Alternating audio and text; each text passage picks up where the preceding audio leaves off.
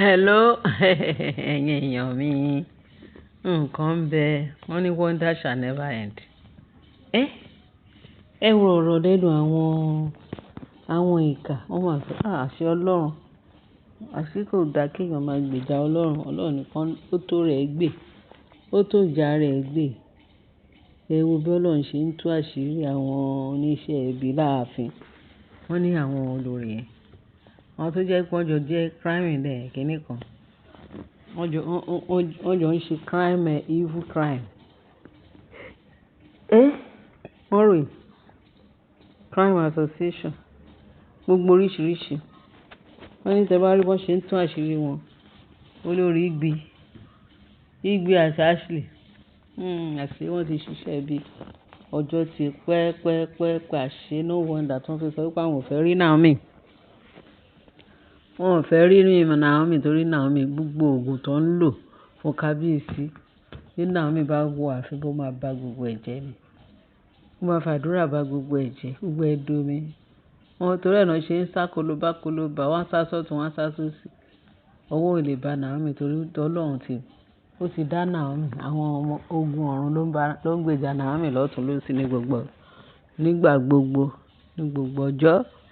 Every minute, every hour ni àwọn ogun ọ̀run dúró sẹpẹ́sẹpẹ́ àtàwọn áńgẹ́lì. Ṣé èrò tó bá yàn? Ẹ̀rù Naomi tó bá yàn o. Ẹ wá wo nǹkan tó sọ wípé Ashley àti Naomi. Wọ́n ní Naomi, Ashley. Wọ́n ní àṣé àwọn méjèèjì, òun àti Mariam. Wọ́n ní wọ́n máa ń sin ara wọn lọ sílé boyfriend.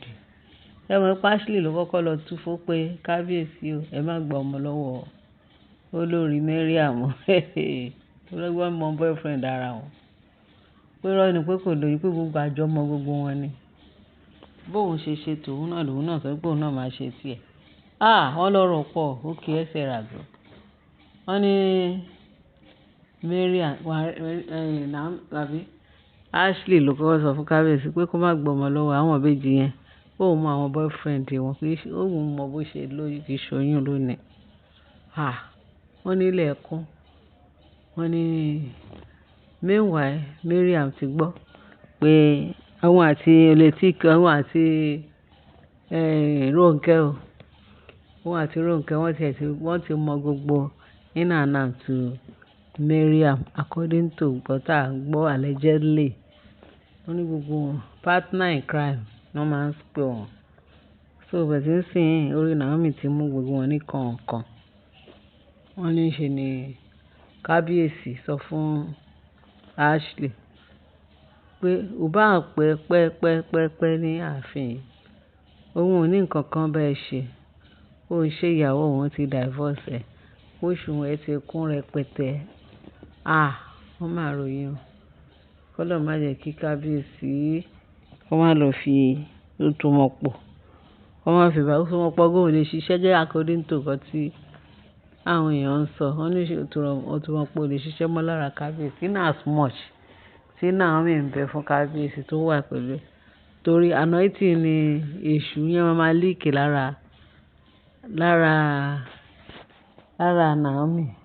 Torí tí Naomi bá súnmọ́ kábíyèsí, anointing lè ṣù máa leak kò lè rí anybody gbé ṣe pé kábíyèsí àti Naomi. Sátánì ò lè rí wọn gbé ṣe wọn. Torí ẹ̀ náà ṣe fẹ́ rí Naomi láàfin. Wọ́n bá ní ìwọ Ashley wọ́n lọ sọ fún kábíyèsí. Báyìí káṣá báyìí kọjú kó má gbọ́mọ lọ kí kábíyèsí má gbọ́mọ lọ́wọ́ ẹ̀. Pé kábíyèsí Mariam ó ti táṣìírí Ashley. Pé ṣe orí Ashley tó wà bẹ́ẹ̀. Ó ní àwọn jọ máa ń lọ sílé boyfriend àwọn. Ó lóun mọ boyfriend Ashley. Kẹ́ máa wo àwọn àgbà àyà. Àwọn aláìní tìjú. Ó sọ pé kì í ṣe pé ìfẹ́ gidi ni kábíyèsí ní sí wọn. Wọn ò dẹ̀ tún nífẹ̀ẹ́ gidi fún kábíyèsí. Nítorí pé gbogbo ogun kábíyèsí òun ló ràn mọ́ lójú tó gbẹ́kẹ̀lé wọ́n ṣe ṣe ẹlẹ́yà. Nígbà mo gbọ́ wọn ni eléyìí ó máa bú ní kú. Ẹ bọ́n ṣe ń táṣìírí wọn ara wọn. Wọ́n ní ṣe ni kábíyèsí pé Ashley ìyẹn pé ó máa ń gbé boyfriend wá sáàfin báyìí káṣá báyìí káwọ̀ boyfriend ẹ̀ báyìí pé tẹjọ máa ń sinra yín lọ sílé boyfriend ìjọ tí Ìgbì tó pé Ìgbì pé kó wá lọ bẹ́ẹ̀ kẹjọ lọ flex lọ́dọ̀ boyfriend òun oníṣèbí Ìgbì wọ́n ló gbé Ìgbì pé kẹ lọ tẹjọ lọ sótẹ́ẹ̀lì tí boyfriend Ìgbì kó ṣayé fún Mariam tẹjọ ń ṣayé fúnra yín ó mà ṣe o agbóni o allegedly bó tiẹ̀ jẹ́ pé kò rí bẹ́ẹ̀ díẹ̀ tẹ́ bá gbọ́ díẹ̀ òtítọ́ díẹ̀ wà bó tiẹ̀ jẹ́ irọ́ gbogbo ẹ̀kọ́ ló máa jẹ́ irọ́ torí tọ́n bá rí díẹ̀ wọn ò ní fi kún torí kàn yà mí lẹ́nu pé báwo làwọn ìwọ́n sọ pé ayé àtijọ́ ìyàwó ọba wọn ń súnmọ́ ẹni bá súnmọ́ ìyàwó ọba ó máa ṣe orí burúkú títí láéláé nìkan tá a gbọ́ láyé ìgbà yẹn gbọ́n ẹ̀dẹ̀ wò ó sì ayé ti rí ayé tàdá àwọn àṣírí àwọn olórí Ọọ̀ni láàfin ni mo rí o Ọlọ́run kó gba kábíyèsí kó bá a kó yọ torí eléyìí ti pọ̀ jù wọ́n bá ní í ṣe ni Ashley wá bẹ̀rẹ̀ sí ní sọ pé láyé kò mọ̀ pé olórí Mariam ti táṣìírí òun ní rẹpẹtẹ ló bá ní bùgàn wọn ló lọ sótẹ́ẹ̀lì lọ ó ní ó ní ìwà àti olórí Mariam ó ní bù Mariam gan pé bó ṣe wà pé Mariam lè gba ẹ̀rí òun jẹ́ pé òun ò lọ sótẹ́ẹ̀lì òun ò ṣe kínní òun ò ṣe gbá kábíyèsí ni wọ́n lè lọ sótẹ́ẹ̀lì kẹ lọ flex ara yín tẹ ṣe báyìí wà àti boyfriend ẹ̀ wọ́n ní kán béèrè lọ́wọ́ Mariam pé láyé irú ò lè ṣẹlẹ̀ ó ti fọkàn tán Mariam pé gbogbo ọjọ́ ṣe lọ bẹ́ẹ̀ yẹn pé kò sẹ́ni tó fẹ́ tó àṣírí kò sẹ́nìbọ̀ tó máa táṣírí ara wọn wọ́n ní kí bí Mariam ṣe wá dé nìyẹn wọ́n ń ṣèbò ní kán béèrè lọ́wọ́ Mariam ó dá máa wọ̀rẹ́ àmà béèrè lọ́wọ́ Mariam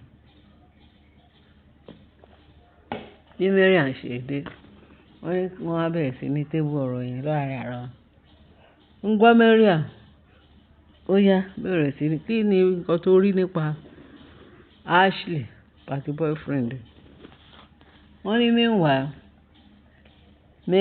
olórí Ashley ti gbọ́ ó ti mọ̀ pé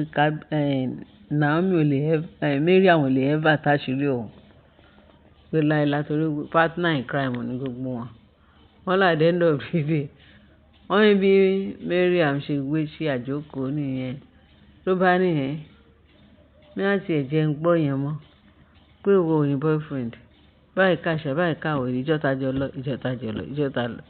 wọ́n ní ṣe Ashley fò sókè tó fi rẹ̀ bọ́lẹ̀ pé àṣé betrayer ni Mariam àṣé betrayer ni Mariam òun lòún ṣe lè ìwọ ṣe báyìí kábíyèsí wọ́n ní ṣe kábíyèsí kàn ká ọ lórí wọ́n ní ìjọta lọ́ta pẹ̀lú boyfriend ẹ̀ báyìí tẹ̀ ṣe ìwọ ló ní ká lọ influence ká lọ ṣe kó tiẹ̀ tó ń lóyún kó tó sọ pé kí ọ̀rọ̀ ti ẹ̀pọ̀ lóyún ìbejì kí yẹn tó wáyé o nǹkan bẹ̀ níṣẹ́ ni gbogbo ṣe ni akọ̀ǹgbọ́ pa irú eléyìí ní íńtánẹ́ẹ̀tì aṣáwọn pípé wọ́n ti bà ayé jẹ́ Ọlọ́run kókó kábíyèsí ọkókó náà mi kọ́ tí kábíyèsí ṣe sọ pé èkùrọ́ lálábàákú ẹ̀wà fún òun àti Naomi òun ò lè ẹ́fà fi Naomi sílẹ̀ òun èrè ní fẹ́ kí wọ́n bá wọn bá ayé ìyàwó òun jẹ́ òun ní kábíyèsí ṣe dúró gidigidi wọ́n ní tẹ́bá rí wọ́n ṣe ń kà pòròpòrò tó ń takò ara wọn ní ààfin tó tó fún ajẹ́bàṣe gbọ́ ní nǹkan tá a gbọ́ nìyẹn o ẹ bá ṣe ẹ bá láìkẹ́ allegedly o kẹ́yìn náà tó wá pé irọ́ la pa ẹ̀yin náà ẹ bá wa wádìí wọ́n ní gbogbo ẹ̀ ó sílẹ̀ ní íńtánẹ́ẹ̀tì tí ì ṣe nǹkan tí èèyàn máa fọwọ́ bò àbí fọwọ́ yẹpẹrẹ mú wọ́n ní nǹkan tó ṣẹlẹ̀ nìyẹn àwọn olórí tó wà láàfin tó tó fún lẹ́yìn èèyàn mi kan tá a gbọ́ nìyẹn ẹ bá ṣe ẹ bá láìkẹ́ kẹ́lẹ́ bá fi tó kù kẹ́ bá subscribe kẹ́lẹ̀ fi ìtókù sí comment section. Ilé ìlágbára o. Níṣe ló dàbí ìpá àti ẹ̀gbọ́n rí ìpá àdàjẹ́ fẹ́ gbogbo ìsọkúsọ. Àdírú àwọn èèyàn tó wà láàfin pẹ̀lú kábíyèsí tó forbid. Ẹ̀yin èèyàn ẹ bá dá sọ̀rọ̀. Torí ilé ìlágbára. Ilé ìbú ni kù. Ṣé kìí ṣe pé wọ́n disgrace ara. Torí tá bá ní wọ́n disgrace kábíyèsí. Wọ́n máa ní ìsọkúsọ. Ọlọ́run á kó kábíyèsí yọ. Ọlọ́run á kọ́ kábíyèsí láti mọ̀ ọ́ ṣe o. Ẹ̀yin èèyàn ẹ ṣé gan bẹ́ẹ̀ ṣe tẹ́tí sí o. Láyọ̀ o.